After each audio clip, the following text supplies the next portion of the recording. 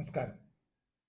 Income tax നിയമത്തിൽ TDSഉം TCSഉം returns file ചെയ്തതിന് ശേഷം എന്തെങ്കിലും മിസ്റ്റേക്സ് വന്നാൽ നമുക്ക് കറക്റ്റ് ചെയ്ത് റിവൈസ്ഡ് റിട്ടേൺസ് ഫയൽ ചെയ്യുവാൻ സാധിക്കുമായിരുന്നു.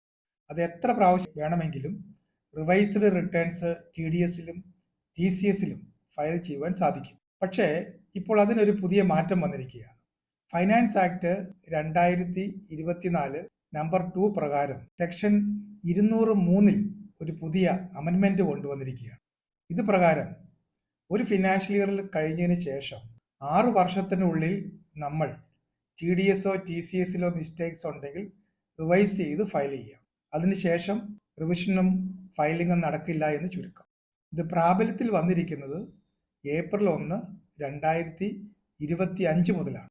അതുകൊണ്ട് എല്ലാ ടാക്സ് പേയേഴ്സും TDSലും TCSലും എന്തെങ്കിലും മിസ്റ്റേക്സ് വന്നിട്ടുണ്ടെങ്കിൽ അത് റെക്ടിഫൈ ചെയ്ത് റിവൈസ് ചെയ്ത റിട്ടേൺസ് ഫയൽ ചെയ്യുക.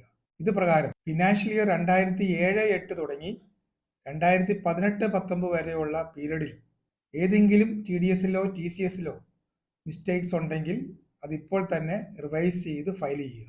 അതിൻ്റെ ഡ്യൂ ഡേറ്റ് എന്ന് പറയുന്നത് ഈ വരുന്ന മാർച്ച് 31, 2025 ആണ്. അതിനുശേഷം ഈ പറഞ്ഞ പീരീഡിലെ ഒരു റിട്ടേൺസും TDSോ TCSോ റിവൈസ് ചെയ്യാൻ പറ്റുകയില്ല.